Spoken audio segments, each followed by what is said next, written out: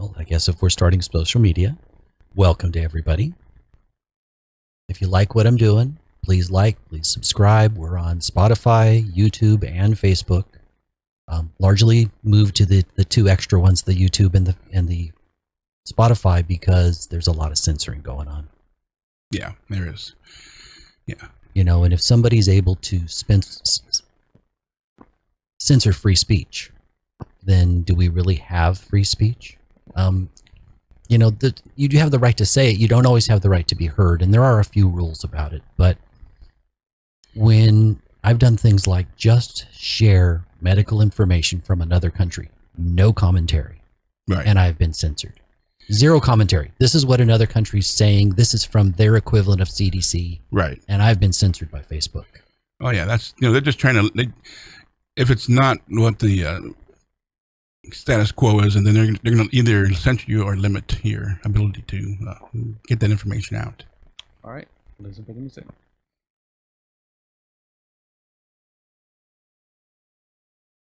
And good morning. This is Eric Rollins, the Constitutionalist, here on 1550 KXEX, the best talk in town.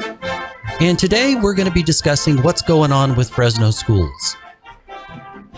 It is a mess. And it is kind of a hidden mess. It is sad that more parents aren't mad as could be. But I think that part of the problem is that it's a poor district in a lot of ways.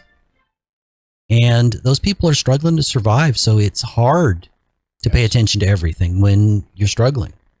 Yeah. You're expecting your school to take your child and to educate them, when in fact they're doing far from that.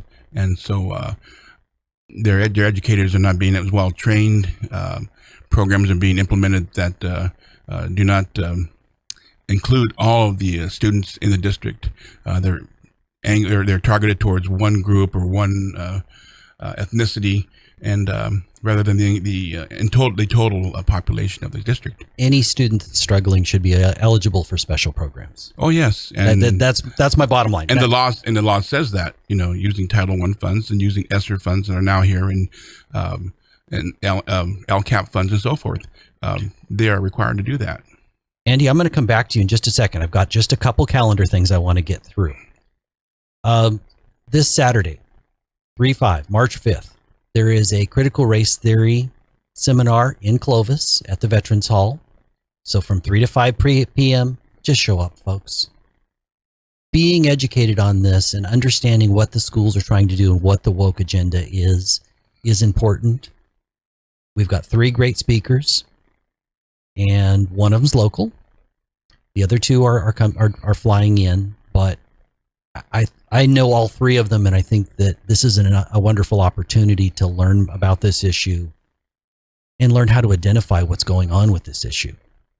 And if you don't agree with it, what to do.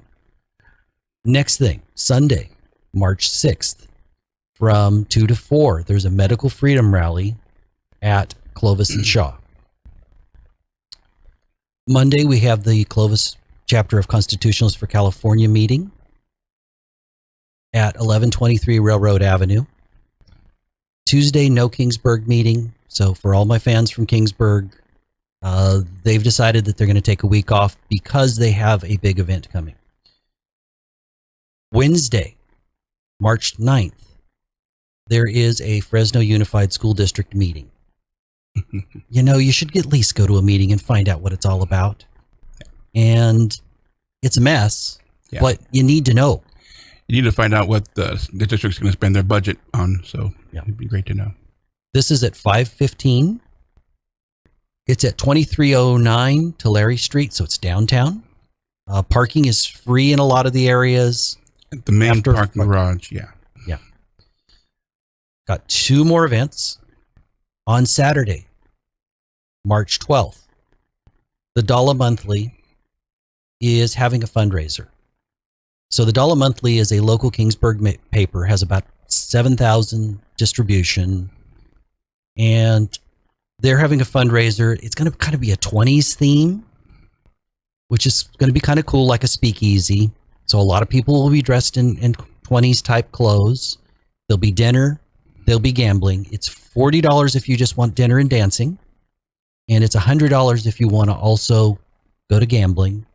There is alcohol in one place. And where is that? That is at the Kingsburg Historic Park, which is 2321 Sierra Street. And it is from 6 to 10 p.m. Should be a good time. I'm going. Hopefully I'll see you there and get to meet you there. Final thing, the Central Committee is having a meeting. So this is the Fresno Rendell Party, Republican Central Committee. And it is the Lutheran Church at Bullard and West. That is March 14th at 7 p.m. Their meetings are now open, so, you won't have a vote. You probably won't have a chance to speak, but you will have a chance to meet the people that run the Central Committee and find out when there's a chance to vote. Do they need to be reelected? Are they people that are moving us in the right direction, or are they not? I think that's fair. Today, I'm joined by somebody that is truly dedicated. I don't know anybody that has been to as many school board meetings as this man has. His name is Andrew Fabela. Fabela. I'm sorry. Yes. I will try to get that right. That's okay. That's a third different way it's been stated. I've heard it. Fabiola and so forth. So okay. Fabela it is. Okay. So, just a brief intro. Yeah. Why are you running? Who are you? I'm running to help correct all the difficulties that are taking place right now within the district, from corruption that is going on in different departments to poor test scores that have been languishing amongst all of our schools, the unpreparedness of our students to enter into the next grade level, the unpreparedness of our graduates to go on to college or into a career because they can't read or write. These are just a small number of things that I'm trying to target right now. Well, welcome. We're going to go ahead and go to break. Okay. When we come back, we're going to continue a little bit with your story. This is Eric Rollins, the Constitutionalist, here on 1550 KXEX, the best talk in town.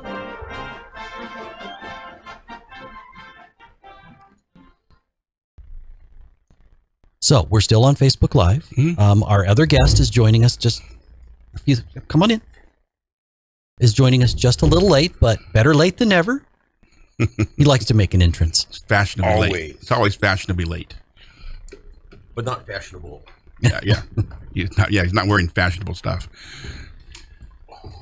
So I understand why you're running. What makes you uniquely qualified? And I want you to think about that. We're going to go ahead and come back on. Okay.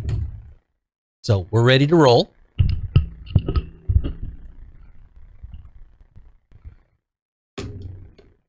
Just wait for and good morning. This is Eric Rollins, the Constitutionalist, here on 1550 KXEX, the best talk in town. I have two guests today. We're discussing the mess at Fresno schools. One person is already there, has kind of an inside view, and the other person has probably as close to an inside view as you can get, having been to more board meetings than anybody I've ever met. I'm sure there's people that have been to more than 250, but I think that's a pretty small portion of the population. I would suggest, Eric, that if we discuss people that are not elected, that this would be the record. The only person, God, heaven forbid, we get Davis, who's been on the board for 20 years. I guess she's probably been to more than that. Yeah. But as an unelected person who actually is paid to get there, because none of the staff that goes to these has been on the payroll for that long. Yeah. So, I mean, he is probably the laurel wearer. Yeah. That's probably why I know more about school bonds, what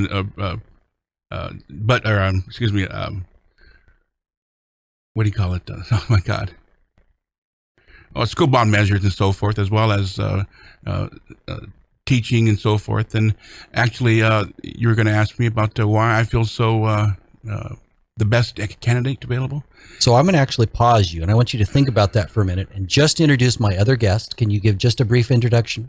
I am Major Terry Slatic, United States Marine Corps, retired.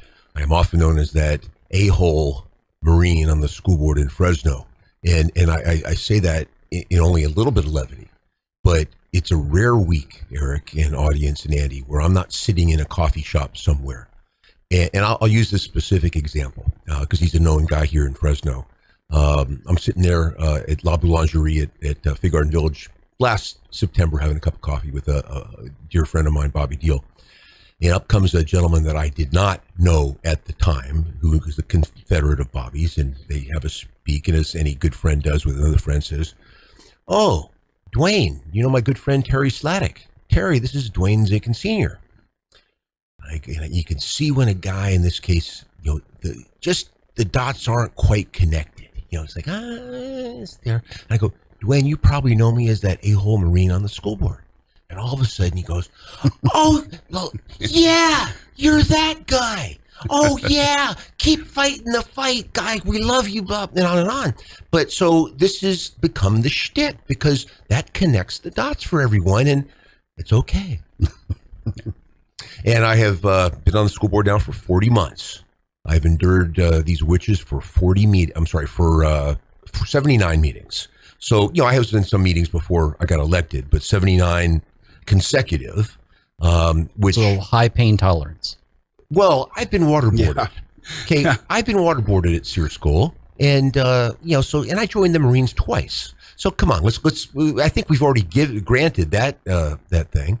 And none of the other trustees since I've been elected have not missed a board meeting, so I get to wave that in the little faces periodically, and I do a lot. And someone has to fight for the kids and the legitimacy, and versus these folks just want social justice. And I hope we have a minute at some point before we're done today to actually give the graphic example of what equity grading, which is coming, folks. It's coming, and they want it. What it will actually look like. We can conceptually. Let's come back to that. Okay, but we'll come back to it because people's heads explode. So be sure to wrap your towels around your heads before I go into that topic. Those listening, because when they're like, "You're smoking crack, right?" It's like, no. This is what the equity grading will look like. So here's the important thing. Alone, you can fight a little bit, but one vote on a 7-member school board. I realize currently 6 because of a particular situation.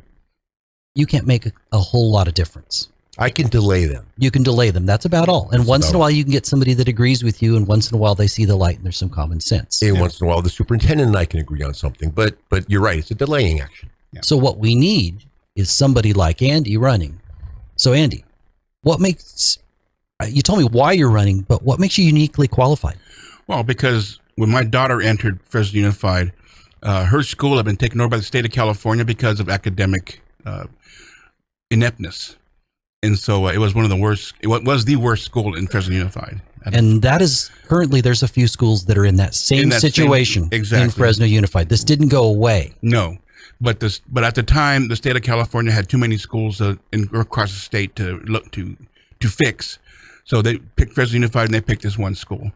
And my daughter, upon entering it, my wife said, you could continue working with your company, the Fabela Saudi, or we're going to have you stop that and go into your daughter's classroom and help her teacher, because the school is just totally inept. So I did that. The state of California came in and told Fresno Unified, your programs will not be a part of the school. You will not have a say in how money is spent. The teachers will teach their classrooms the way they want to teach them. They will use your textbook because right now that's all we have. The parents were upset because the state said only reading, writing, and arithmetic. That was it. No art whatsoever. No science whatsoever. So back to school night, I went up there and I told the parents, hey, don't moan about it. It's time to come back to your school and help your teachers and help your children to grow academically and to become better teachers in a better school. So I just want to spell out a little bit of what I just heard. As a parent, you stepped up to help an entire school on your own time and on your own money, and you chose to lead. How long ago was this? 2004. 2004. So you've been in this fight longer than anybody except the president of the board, who has presided over a failing district for 20 years? Not her. You're talking about Jonathan Rosas. Oh, sorry. She's only been here for 6 years. We didn't get you the most recent memo, Eric. My bad. Yeah. Okay. Yeah. Valerie Davis is she has ceded that position as president and is now simply a trustee. Although she probably won't like hearing that. And so, anyway, as we had to go through 2 years of academic growth in order for the state of California to leave and get the school back to Fresno Unified. We did that. We went from a 560 API to 780. That's 20 points away from being a performing school by the state of California and being acknowledged as such. Just a second. What is API? That is the metric that is an acronym for something or other that the state uses to relatively grade schools. Okay. It's called the Academic Performance Index. Okay, that's what it is. That's why I defer to my colleague here. That's what it is. That's what it stands for, Academic Performance Index. And so the school we'd had it. We got, like I said, we came within 20 points of being acknowledged by the state as being a performing school, an academically great school. The district took it back, and then all of a sudden it was, you're not going to teach the way you want to teach. You're going to do our programs. You're going to do it the way we want it. We're going to give you training on how to do it. The parents were not very, were taken very well by the principal, who was very mean towards the parents. And so they would always come towards me and say, well, Mr. Fabela, we would like you to, we need this done, or that services aren't getting done here. And the principal didn't like that. And she came to me and she said, Andy, I'm going to have you trespass from this school. I just don't like you. And here's board policy 2240 that says I can do that. And so then Assistant Superintendent Sue Smits and former Superintendent Michael Hansen said, look, we understand your problem. You wrote me a 16-page letter that says in no uncertain terms, this school is screwing up, and we are being that problem. He sent my daughter to Malik, which is a performing school, and the former superintendent, Michael Hansen, said, you don't impress me for fixing Slater because there was no place to go but up. But here's a performing school. Let's see you make a performing school better. Okay, so if I'm following this story, you stepped in a failing school, fixed it, brought and parents then back into and then it. they didn't really like the fact that somebody else might get credit. Would be a fair statement. The district gave me an award. Well, the district gave you an award, but the principal didn't want you there. But the principal did not want me there at all, and she didn't like me at all. Okay, so then moving on to this next stage. So the teachers loved me at Slater. I went on to Malik, and the teachers loved me there too. And so it was like I went through the classrooms. I found one classroom that was empty, and it had tons of science equipment in there that was being unused. I talked to the teachers, and they said, well, we haven't been trained to use these science equipment. I had a brother who was just retired from Fresno High as a biology teacher for 30 years, and I asked him, you doing anything? And he said no. And I said, why don't you help us train these teachers?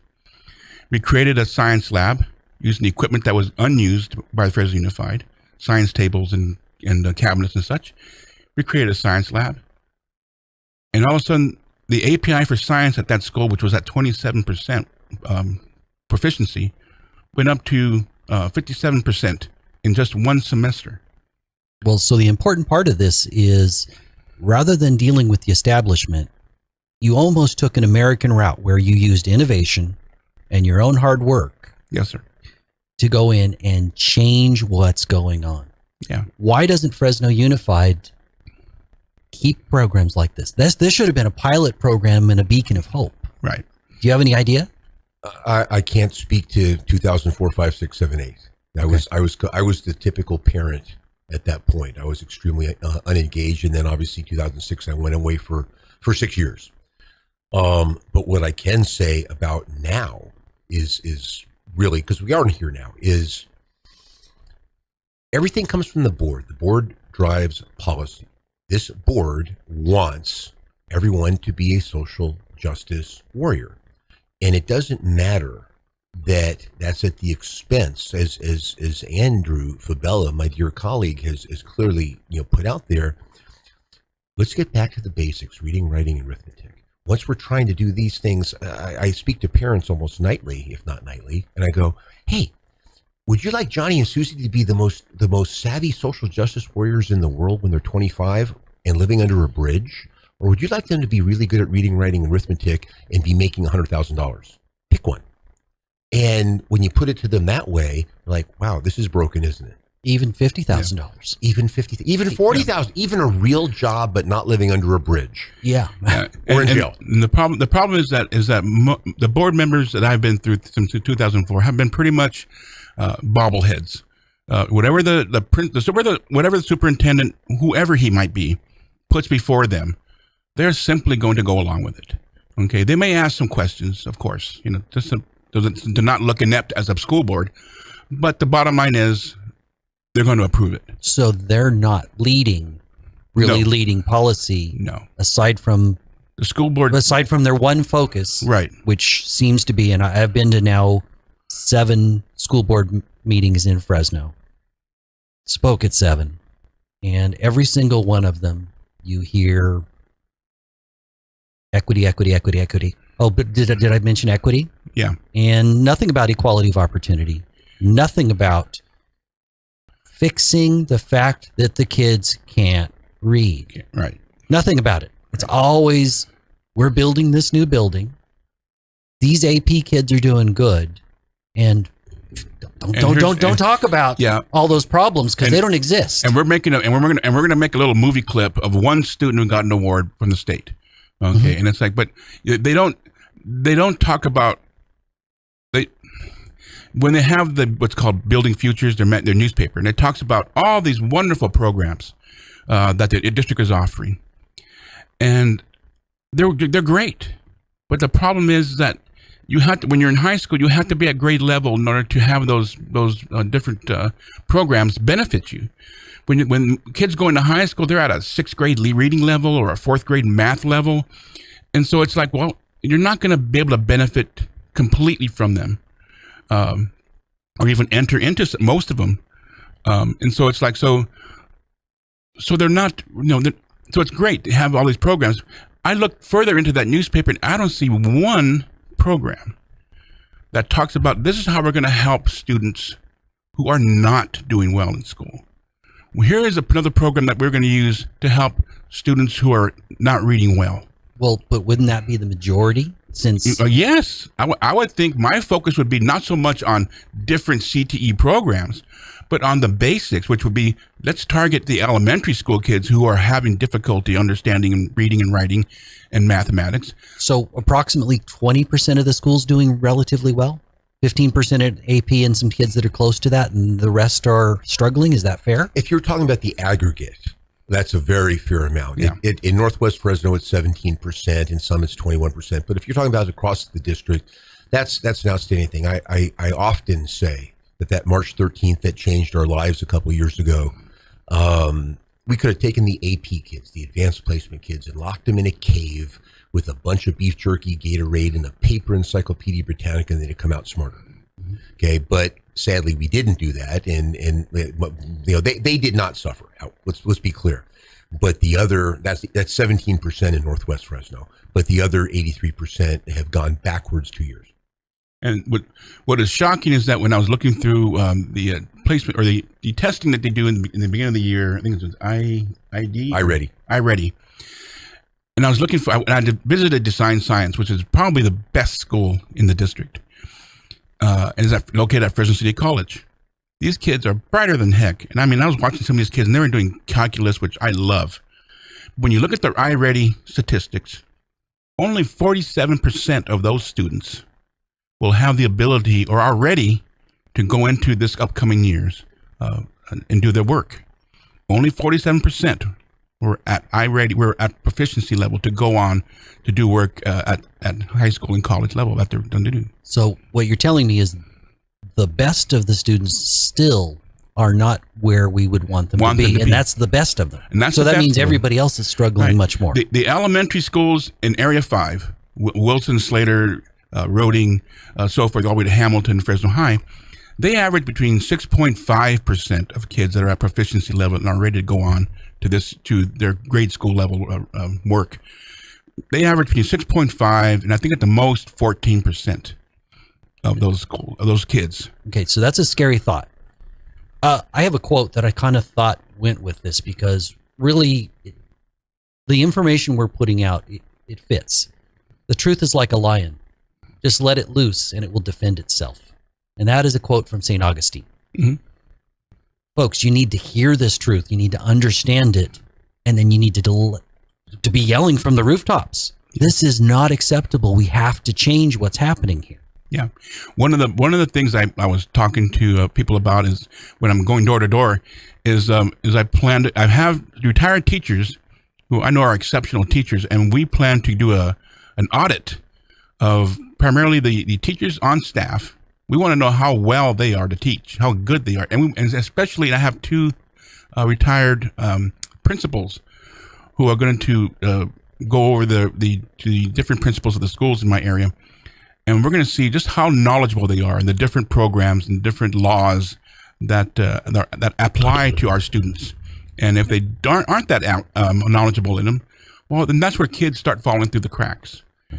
IDA laws, disability laws, Title I laws, and so forth. So, if you don't know those laws, then they're not going to be applying them to the kids correctly. Okay. We're going to go ahead and take a break. When we come back, I'd like to go ahead and bring up, this is Eric Rollins, the Constitutionalist, here on 1550 KXCX, the best talk in town. When we come back, I wanted to tackle a little bit of the social justice idea and equity grading. Perfect. If we don't have a different school board, we're not going to be able to stop this. Yeah. So, if you like what we're doing, please share this. Please like this, because the more you like, the more it is the way the algorithms work, whether we're talking about Spotify, YouTube, or Facebook. Right. The way it works is the more you're liked, the more comments there are, the more that message comes towards the top of the feed, and it's easier for people to see it. We're going to go ahead and come back. This is Eric Rollins, the Constitutionalist, here on 1550 KXCX, the best talk in town. Today I am joined by Major Terry Slatic, former U.S. Marine. No, retired, because former would mean that I could still go back to Ukraine right now and get in the fight, and I don't have the knees for it anymore. But exactly. When the Russians come here, however, I will engage. Yeah. Okay. So he's a school board member for Fresno, and we've got also, I'm joined by Andrew Fabela, and he is running for the Fresno High seat in the Fresno Unified School District. Area 5. Area 5. Yeah. So you need to remember this name. By the way, there's an event tonight where you can see all 4 of the candidates running for that Area 5 seat. They'll be interviewed on GV Wire on the Facebook, on their Facebook page. And I believe GV Wire also has a website. Yes, they do as well. Okay, so you can find GV Wire. You can compare the 4 candidates. You can submit questions online to have asked of the candidates. So here's a way to get involved. Yes. It's not that hard. You don't even have to get off your butt. You just have to submit a question. Yeah. So that's important. But let's go ahead and deal with this social justice equity grading idea that's coming. We have a school board that apparently wants it. They desperately want it, and they're in the process. Every board meeting, if you really were a wonk, and I am not a wonk, and you study, there's A agenda, B agenda, C agenda items. You'll see in the A agenda items, which are passed with a yay or nay, you'll see approved changes to board bylaws in virtually every meeting. Everyone. And there's 10, 20, 30 pages of changing, and the fundamental changes of my 40 months on the board is in all the voluminous rules of running the school district, changing the word equality for the word equity. And so many people are walking around going, well, they sound kind of the same. Well, just like a sheepdog and a wolf are kind of sort of the same. But we're going to get into the equity thing. I must, though, please, you can kick me, Eric, if you want, but something I want to give Superintendent Nelson a truly backhanded compliment on how we've had this environment be able to persist through his tenure of these 5+ years is the superintendent and the 2 board officers have agenda control. And due to Andy is far more expert than me on the Brown Act and all these things. Okay, and this came up in Steve Fogg, the Clovis Unified board member, had that town hall meeting last Thursday. And, so many people in that room, God bless them for all being there, but so many people have virtually no idea of how meetings are conducted or the legal responsibilities of a board. Okay. I would say more than that. At that meeting, they didn't care.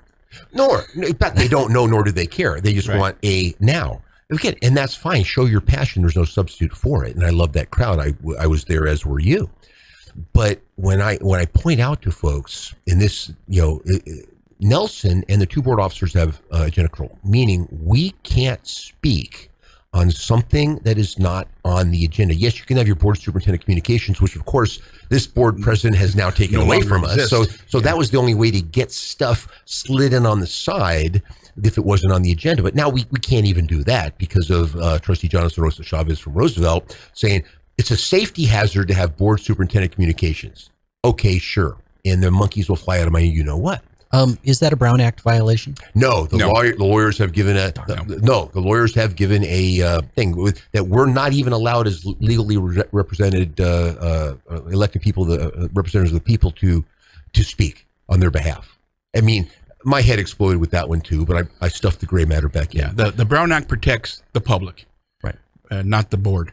So Nelson has been the master, and this came out last year, of making sure that the unsensitive stuff or the sensitive stuff never gets on the agenda, which never allows. And I'm not even talking in open session. In closed session, there's still an agenda. So even when we're locked behind doors, we can't even go, hey, Bob, that was really stupid, right? And you're not going to do it again. We can't do that. Now, I could do that one-on-one with his office, but it's not the same as having it in front of the board. So so these board officers over my years on the board have made sure, or allowed him to get away with making sure nothing delicate has gotten on the agenda for us to have public comments on, much less private comments. And, and I'm like, on one level, it's Machiavellian. On another level, it's completely wrong. This is not your company, Bob. This is the kids. But wouldn't that also, because he doesn't seem to want any controversy, he was interviewed recently with Larry Powell, and it was like two guys hanging out, and they were buddies. And I didn't think there was a single difficult question asked in that hour. Bob is a masterful politician, isn't he? That is a great way to put that. And Larry Powell made no effort, really. No. And I like Larry. I've listened to Larry's show numerous times. I like Larry. No. It was painful to make it through this whole show. Right. Yeah. It's like they're two nice guys. What are two nice guys going to do? They're going to be nice to each other. Well, and I heard it also, Eric. But nice guys can still ask tough questions. Well, no, not their. I mean, Eric, can we call that the boxers or briefs interview? Yeah. I mean, seriously. I mean, come on, Larry. You can do better than that, bud. You're a wrestler. Come on. Yeah. Okay. I mean, but Bob is going to be. He is the master of wax on, wax off. I mean, I've never seen. But again, I appreciate it. It's politically savvy as all get out, but it's not all about the kids. But that seems to be a whole lot of the problem. Not all about the kids. It's about whatever agenda they have or getting paid ridiculous money. Ridiculous money. Exactly. If the superintendent gets paid more than the president of the United States, more than the mayor, and then there's a whole bunch of people that are assistant superintendents that get paid more than the mayor of Fresno. Eric. It's just... Eric, we have 500 employees at Fresno Unified that get paid more than Mayor Dyer. I knew that, but I wanted me to not say it. I wanted somebody else to say it. 500. Get your mind around that city of Fresno. Yeah. Okay, we have 10,000 employees, largest employer north of the Grapevine. All right. The most public figure that represents this valley is arguably Mayor Jerry Dyer. We have 500 people that get paid more than him, and you can't name 6 of them. And you're an involved guy. I'm an involved guy, and I don't think I can get beyond 2. Right. It's like, folks, where's the accountability? Well, technically it's to the board, but the board wants equity instead of equality and critical race theory and social justice. So, if this man got elected, and Andrew, I kind of hope you do, how can you make a difference then? I realize that's still not enough on the board, but... Well, what I plan to do is I plan to, of course, ask questions of my assistant superintendents and the staff. But what I also plan to do is go to each of my schools on monthly basis, and I'm going to report to the parents who do not go to the board meetings. And I'm going to let them say, hey, here's what's happening to your kids in your school.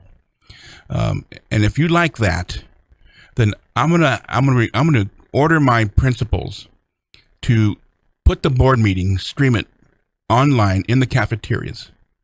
That way everybody can see it, and then hopefully there'll be more awareness, and they'll start coming downtown and make their voices heard. But at the very least, I'm going to make sure that my parents know that this is what's going on, that what happened at this school board meeting and what came about. Here it is. I'm going to have it Xerox for you, all the information, and here it goes. So you're essentially going to have at least a newsletter. Exactly. They're going to know about it whether they want to or not. This is what's going to happen. Information is power, and I'm going to give you that power. But that comes back to my quote.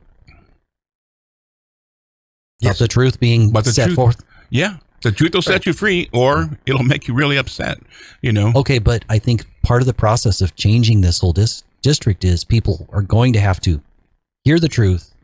Right. It's going to make them upset if they're rational people, and that's going to move them to action. Well, that's what happened at Slater. I told them the God's honest truth. You guys were lazy. You're apathetic. For 5 years, you didn't do anything to help your kids. You had poor grades. And well, guess what? Now, everything you thought was going to happen for your kids is gone. Now you have to come back. You have to take charge of your school. You have to work with the district and fix it. So all these other schools are going to get that same lesson, and I'm going to give it to them. And I'm going to say, look, you're going to vote me in. That's going to be great. Okay. But we're all going to learn, okay, what is wrong with this district. Well, I think one of the most important things is the idea that those aren't the school's kids. Those are some parents' kids. Right. And the biggest single factor in a kid's success is not which school. Not even which teacher, though I get that for a lot of teachers it's a calling, and there are a lot of great teachers. I'm not trying to take on teachers. Of course, there's a few that are woke. Of course, there's a few that are not good teachers. I had a few in school. But the vast majority of them, they're there because they care. But if the leadership at the top is not allowing them to use their creativity and their abilities and supporting them in that, are they going to be the same level of teacher? Well, and that's what I'm going to bring. And that's what I'm going to bring forth to the parents. I'm going to say, look, these are the programs that are being forced upon your teachers. Come to your classrooms for a little while and see how they look to you. Ask your child if he is understanding what's going on in your classroom. If he's not, then obviously these programs are not working. Come to a school board meeting when they're making the budget out and say, when they want to say, we want to refinance this program or this kind of training to teachers, you can go up there and ask them, did it work last year? No. The year before? No. The year before? No. Well, what do they call that? They call that insanity. Okay. Now, here was a school way back when where the teachers were allowed to teach. How to teach? Because they knew their classrooms. Every classroom is different, just as every school is different. The makeup of the population, the teachers and how good they are, how many English learners you have and special education kids you have in there. Every school is unique. And so that's why you have to allow teachers to teach on an individual basis, their own way, because they know their classrooms the best. But that's not socialism. No. Eric, No. Your awesome quote from, it was St. Thomas Aquinas? St. Augustine. St. Augustine. That's where we aspire to go, and that's what will get us there. Unfortunately, why Fresno Unified is what it is the counter to that is a vile human being that I know you're literate about in the 20th century named Goebbels said, any lie told often enough and loud enough becomes the truth. Mm-hmm. And so this Fresno Unified, board, whether it's sins of omission or commission, and the superintendent, everything's great. It's kittens and unicorns every day. 9 flavors of ice cream. Bob, it's not. Trustees, it's not. Do you really want to emulate any lie told out loud enough and often enough becomes the truth? Yeah. That is a sad commentary. But, yes, but because there's a culture where there's no accountability. Right, you can say anything, but you can say it loud enough and often enough, and it becomes the truth. I've been to Rotary meetings as a guest. I'm not a Rotarian, but dear friends of mine are. And they have me there when Nelson is speaking at Rotary. And they have me there as the truth detector. Okay, and I will be sitting there, and he knows I'm sitting 25 feet right in front of him, and my buddies are at the table, lifelong buddies, like my dear friend Dave Haddon, retired county coroner. And they're like, all right, when he's saying stuff that's full of crap, nudge us. And I do. Because he leaves a Rotary meeting, does his 25-minute talk, and everybody in that room's going, my God, this is one of the greatest school districts in history. They're like, great job, Slatic. I'm like, it's really not. Thank you anyway, but it's not. We're broken. Well, if you're broken, with one more vote of sanity. I look at different than one more vote. I look at it as 100% increase. Yeah. I look at it as an extra microphone that will go out to an extra portion of Fresno Unified and say, look, take a look, tell your friends. And they can tell their friends who live in the different areas that those other trustees live in and say, is this what you want? Go to your schools. Okay, go to schools in Area 3 or Area 2, 1, or 4. Go, check it out. Okay, how are those schools doing? How are your kids doing? It's just another person to say, not to say just to sound off, but to show facts and to show to people, we need your help if you want a better life for your children. That's really important, but there's one problem right now. My understanding is parents are really not allowed on campus. So how do parents help? They're not really. They're not allowed. They're not allowed. Oh, yeah. it's. So how do you change that? Well, if today we can't change it because we have no power on the board. What we'd be remiss not to really hammer here is Andrew Fabela, my dear friend, getting elected. Yeah, that's 100% increase. We go from 1 to 2. But let's be clear. There's 4 seats up in November, 4 other seats up in November, and there's great people who want accountability in the school system running for each of them.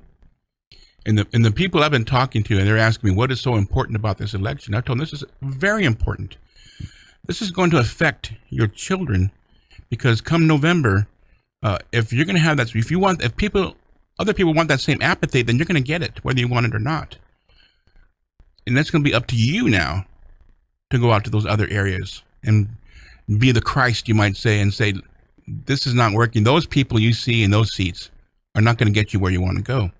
And the people who are running, at the very least, the people in my area and in Mr. Slatic's area will be able to say, at the very least, change has got to be better than status quo.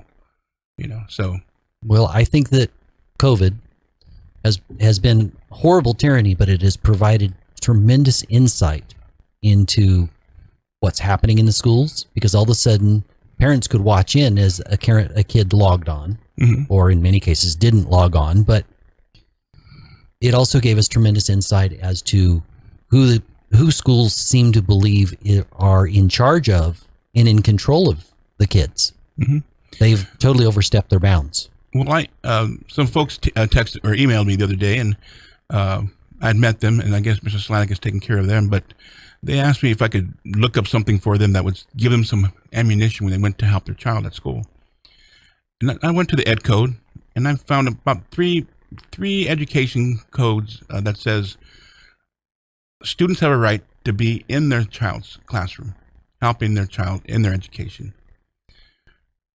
If a school takes a child out of a classroom and puts them someplace else, okay, that school is now required to provide an instructor, okay, because you have now, let's say you take a student out of a classroom and put them in the cafeteria.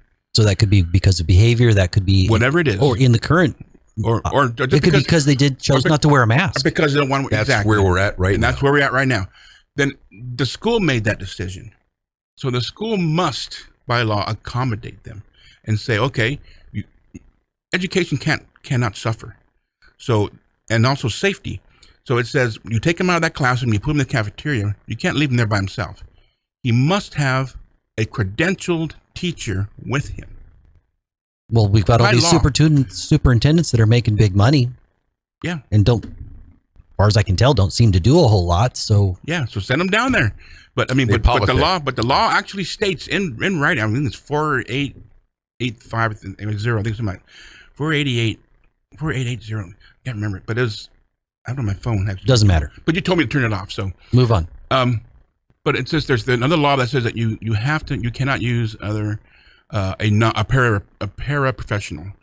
It said you cannot use a paraprofessional to have oversight over a student who was not in a classroom.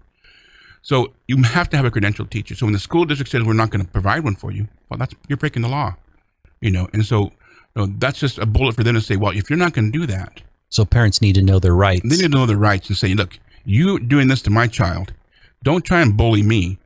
You're bullying my son. I'm not going to let that happen either. Don't bully me. I got the law on my side. The law says you have to do this. If you're gonna treat my son like this, then you better make sure that my son continues his education and then does not suffer.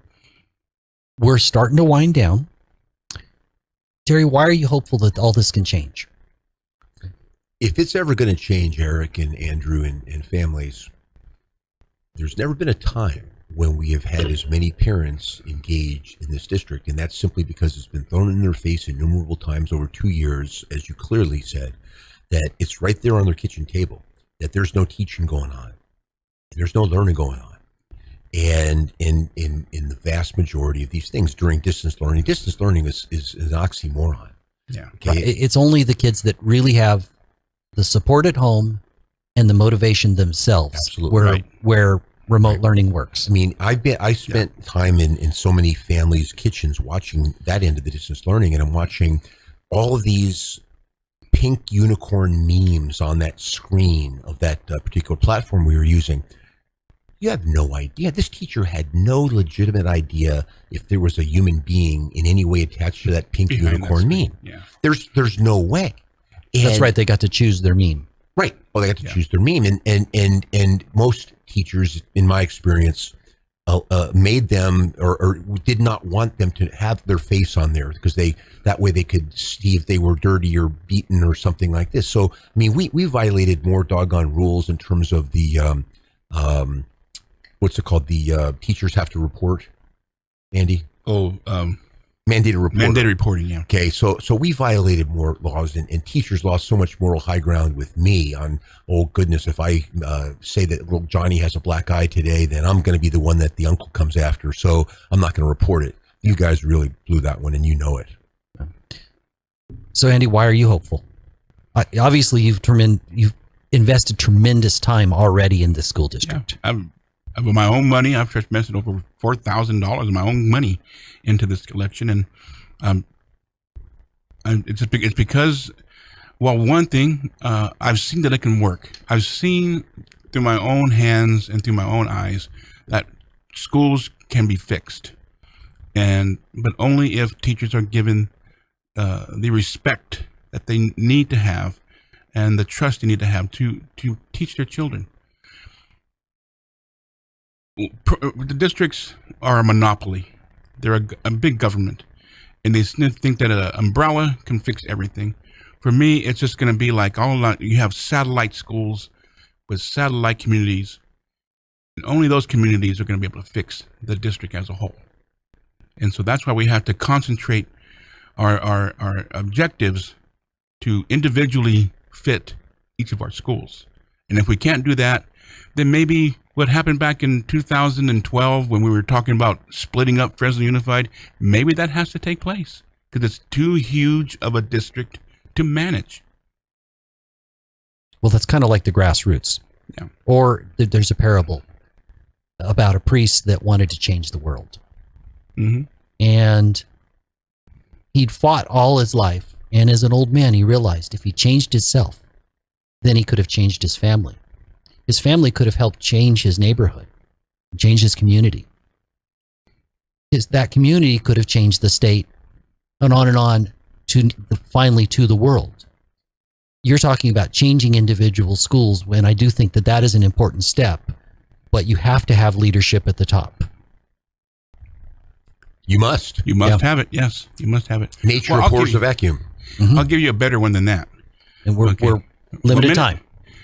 It's from Aeschylus, and I've told this to the board, and it goes like this.